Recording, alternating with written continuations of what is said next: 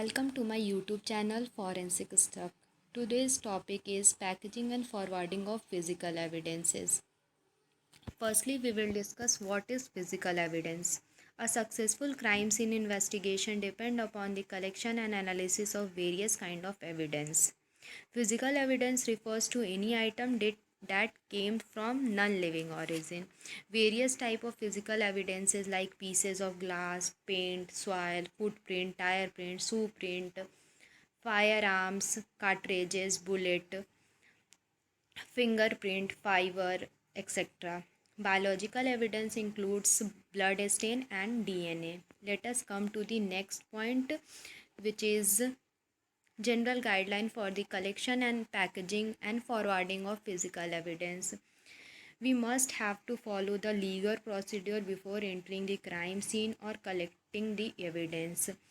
Maintaining the chain of custody and proper documentation is required. Collection of evidence must be in sufficient number and quantity. Labeling of evidence correctly. Preserve and submit evidence in same condition as when it was collected. Do not contaminate evidence. Now, the next topic is equipment used for the collection and packaging of evidence. Equipment required such as gloves, forceps, tweezers, swab, plastic and paper bag, cardboard box, wrapping paper, hand tool, thermometer, plastic 5-gallon bucket with lid. Now let us move to the next topic, which is collection and packaging of physical evidence.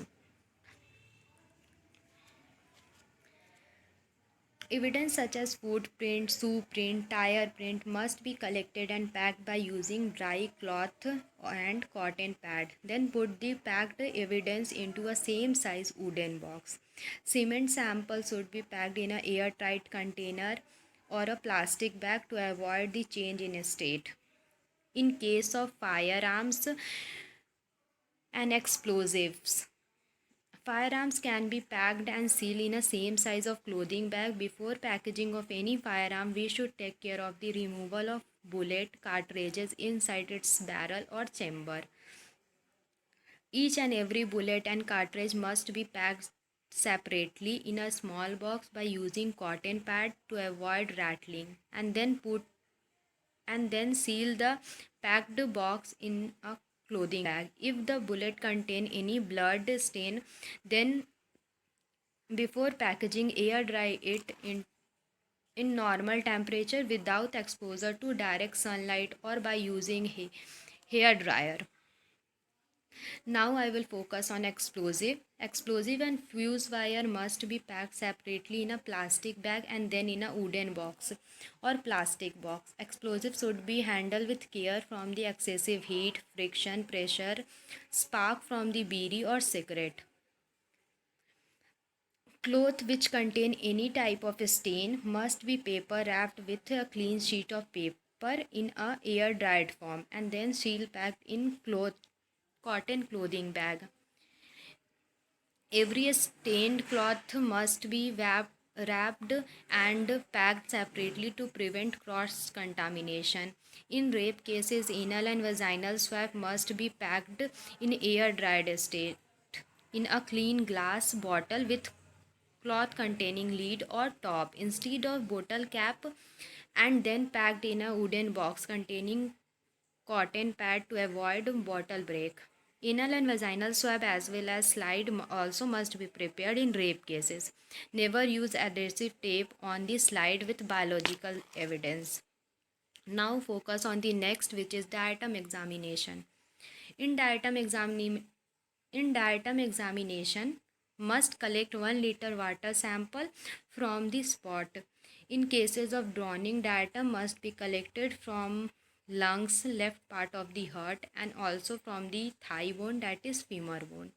But in any other circumstances, diatom only be found in lungs portion. In alcohol poisoning cases, blood sample must be packed with sodium fluoride.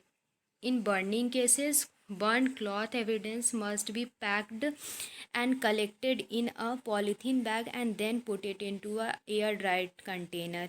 In case of poisoning, Visra must be packed in salt water preservative in a glass jar. Salt water preservative separately also be sent to the laboratory as a control sample.